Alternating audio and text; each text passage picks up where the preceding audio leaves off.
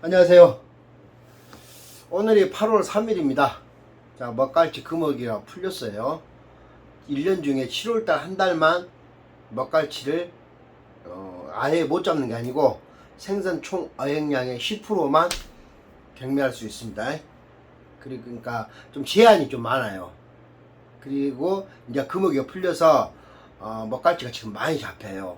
그리고 또 1년 중에 8월달하고 9월달이 먹갈치가 가장 많이 잡히는데 그래도 8월달이 더 쌉니다. 왜 그러냐면은 산란한 지 지금 얼마 안 돼가지고 갈치가 내장이 이렇게 많이 빠져나가는 것도 있고 이렇게 알이 있잖아요.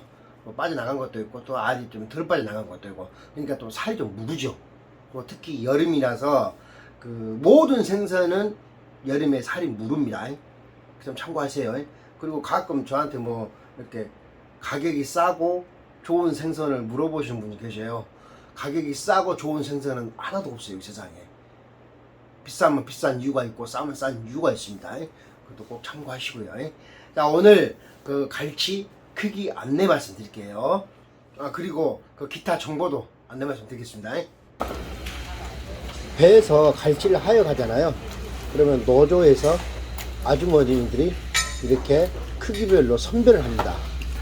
아주 큰 거, 중과, 소짜리 여러 가지로 뭐 한 띠, 두 띠, 세 띠, 배갈치 막 그런 식으로 크기 선별을 이렇게 상자에 담아요. 이렇게 담아갖고 마리수로 올려놓으면은 노조에서 크기별로 상자 정리를 합니다. 그래가지고 이 큰 거부터 경매를 시작해요. 1m. 자, 크기 볼게요. 1미짜리, 2미짜리, 3미, 4미, 그 다음에 5미 크기 차이 있고요. 그리고 대갈치입니다. 무게는 약 19kg 왔다 갔다 하고요. 한 상자에 약 40마리 왔다 갔다 합니다.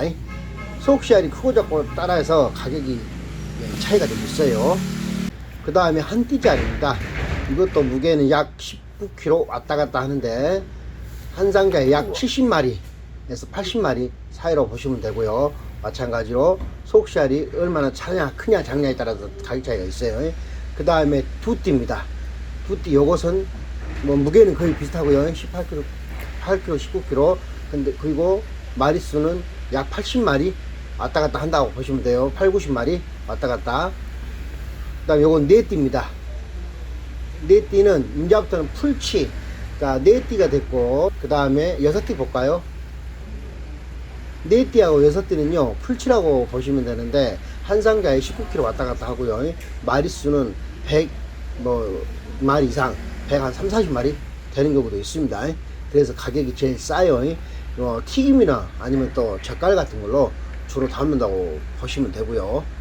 크기 순서는 한 상자 기준 한 마리, 두 마리, 세 마리, 네 마리, 다섯 마리, 10마리, 20마리, 그 다음에 대갈치 약 한 상자에 40마리 정도, 그 다음에 한 띠 약 70에서 80마리 정도, 두 띠 약 80에서 90마리 정도, 그 다음에 네 띠하고 여섯 띠는 한 상자에 100마리가 넘는데 최대 100한 3, 40마리 정도 들어갈 수 있다고 보시면 돼요.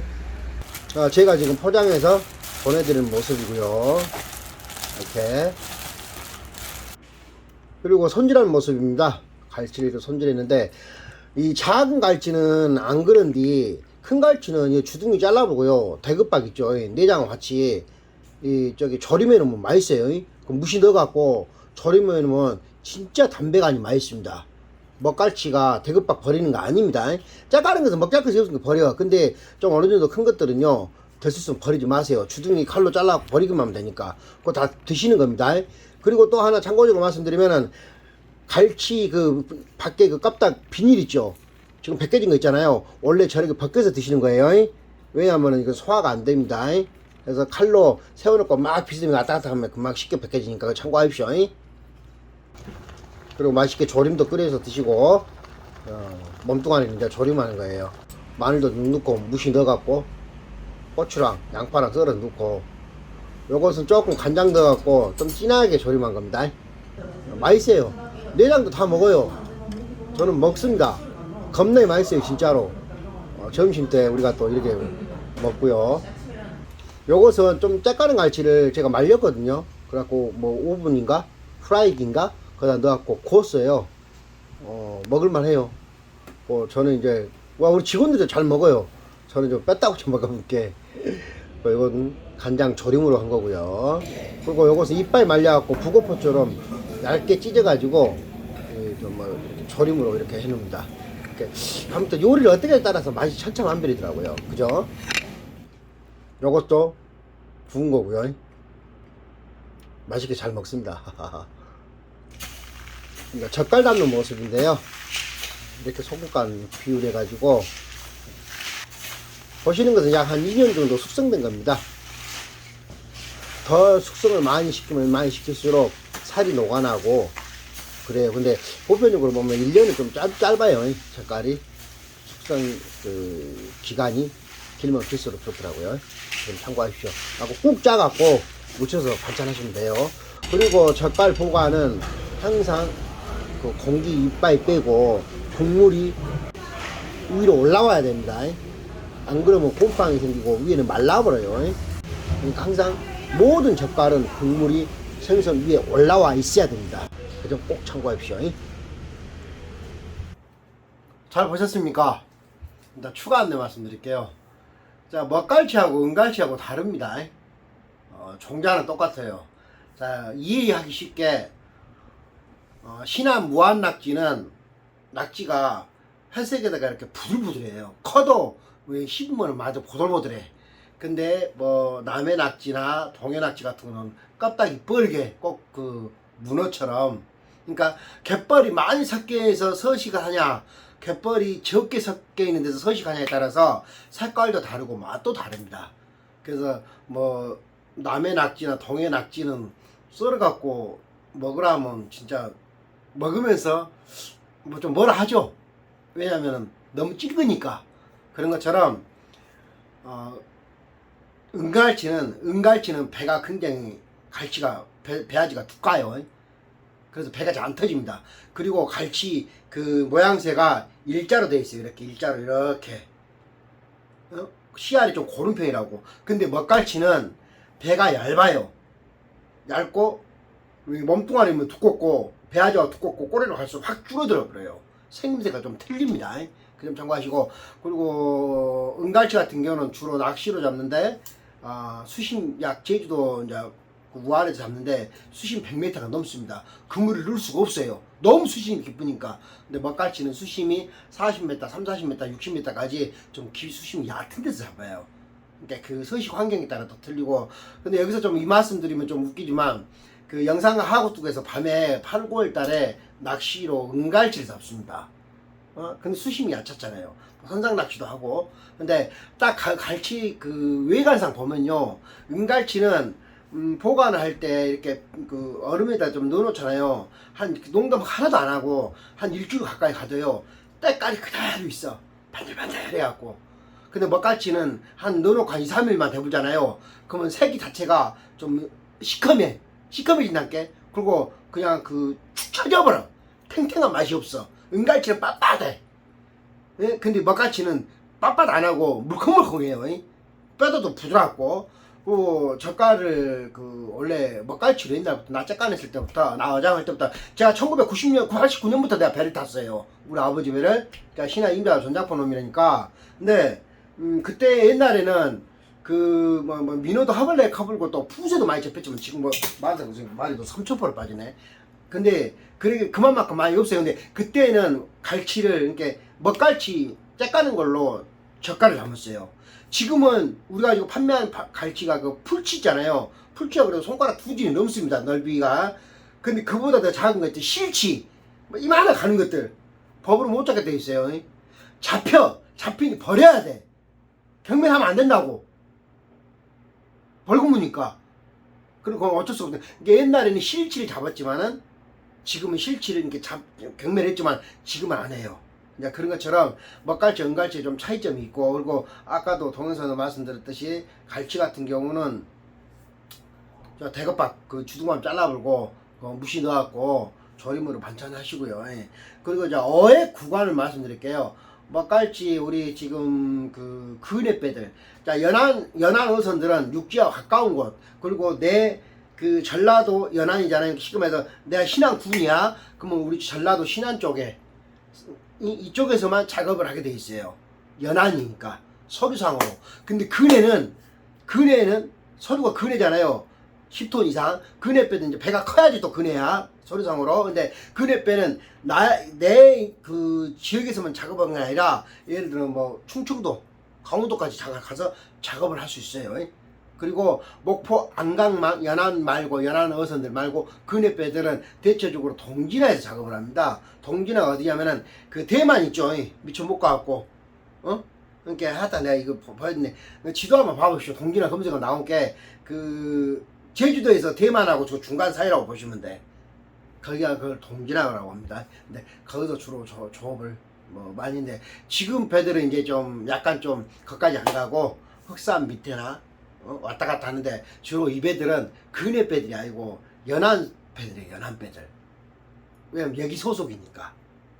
그 차이가 있습니다. 그거 참고하시고. 그리고 모든 안강멍어선들은 출항을 할 때 그 물칸도 조그맣게 있어요. 그래가지고 이제 뭐 자연산 회감을 살려갖고 따로 이제 그 뭐 낙가마들한테 판매도 하고 이제 하는데 경매는 거의 안 하더라고. 근데 주로 이제 출항할 때 그 얼음 있잖아요. 얼음을 엄청 많이 받아가지고 한쪽 넣어놓고 합니다. 넣어놓고 가요. 그리고 또 그 아주 큰 그 근해 배들 중에서도 뭐 50톤 넘는 배들은 또 이 조그맣게 또 냉동 창고가 돼 있습니다. 그래가지고 생선을 냉동 창고가 돼 있는 것은 냉동기가 돌아가면서 냉동도 하는 것은 그 관리를 하는 거야. 그래갖고 얼음을 넣어갖고 같이 보관도 냉동도 하지만 냉동 창고 시설까지 안 돼 있는 좀 어중간한 뭐 한 20톤 정도 톤수가 20톤 정도 되는 그런 배들은 그 어선들은 이제 얼음만 받아가지고 얼음으로 척척 재갖고 2, 3일 만에 이제 경매를 보는데, 자 안강망은 사리물대에 조업을 한다고 했어요. 그 자망 어선들은 조금물대에 조업을 하고, 근데 사리물대가 이제 조업을 해야 되기 때문에 오늘 2물 아니면 3물이야. 지금 조금물대야. 근데 4물, 5물로 점점 이제 사리물대가 돼가잖아요. 그러면 이제 오늘 2물 아니면 3물대 우리가 출항을 해. 안강 어선들은 가서 작업을 해야 되기 때문에 출항을 한단 말이에요. 출항하면은 가갖고 일주일 내내 오늘 3물이야. 출항했으면 4, 5, 6, 7, 8, 9, 10, 11, 12, 13 이렇게 열흘까지 가 있으면서 작업하면서 2, 3일에 한 번씩 그 고기를 잡아갖고 입항을 못해요. 너무 거리가 멀어. 그래서 운반선 즉 상고선이 있는데, 이 배가 무슨 배를 역할을 하냐면 이 가까운 그 자기 선단들이 있습니다. 그래가지고 그 배에서 뭐 5척이면 5척, 3척이면 3척 해가지고 서로 계약이 돼 있어요. 그래가지고 한 상자에 얼마씩, 예? 그래갖고 그 배들이 돌아다니면서 이 회수를 해. 회수를 해갖고 목포 수협으로 오는 게 아니라 너무 멀어. 뭐니까 진도 있죠. 진도 서망 쪽, 가까운 그 항구 쪽으로 그 상고선이 들어온다고. 그럼 여기서 선주가 대형 화물차 있죠. 화물차를 그리 보내요. 아니면 내 화물차 진짜 갖고 와든가, 본인 화물차를. 그래가지고 거기서 선적을 해가지고 차에다 실어갖고 목포 수협에 와서 저녁에 와갖고 저녁에 노조에서 퍼가지고 하역해가지고 생선 크기로 담아가지고 입항을 그 다음날 하는 거예요. 무슨 말 아시겠죠? 작업선이 오늘 출항을 했어. 그래갖고 날마다 그냥 2, 3일에 한 번씩 거기서 여기까지 못 들어와. 왔다 갔다 하는 시간이 있어버리니까. 벌써 뭐 왔다 갔다 하면 벌써 하루 가까이 넘게 날아가면 돼. 언제 그럼 퍼놓고 또 가. 그렇게 안 한다고. 상고선이 운반선, 즉 운반선이 그 작업선한테 돌면서 가까운 육지로 갖다 주면 입항을 하면 여기서 선주가 차를 갖고 가든가 보내가지고 거기서 하역해가지고 생선을 갖고 와갖고 입항하는 거예요.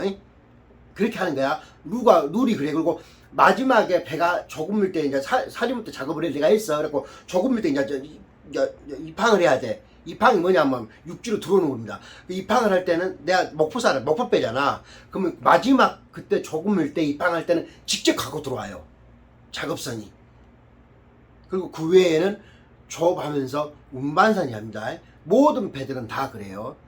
이제 자망에서는 조금 틀린 게, 자망도 유자망이 있고 일반 자망 있잖아요. 일반 자망 같은 예를 들어 그 연안 소형배들 이렇게 민어잡이 배들, 그것들은 이제 그 배들은 얼음 많이 채가지고 직접 이제 오기도 해요.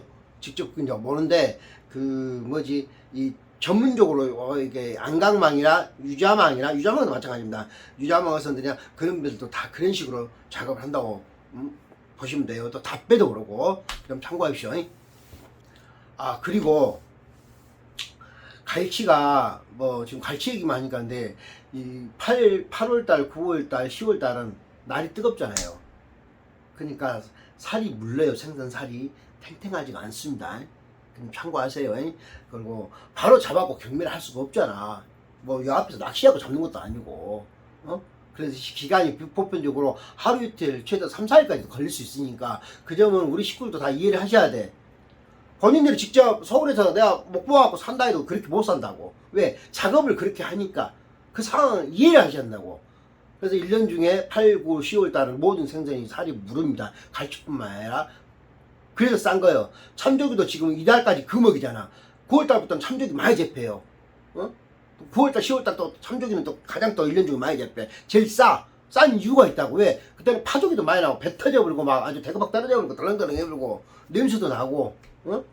근데 싸다고 하면서 싼 이유가 있어요. 갈치도 마찬가지고, 갈치도 지금 뭐 8, 9월 달에 파갈치 많이 나오잖아. 배 터져버리고 막 인끌어져버리고 대가박 덜렁덜렁하고 대신에 씨알이 커요.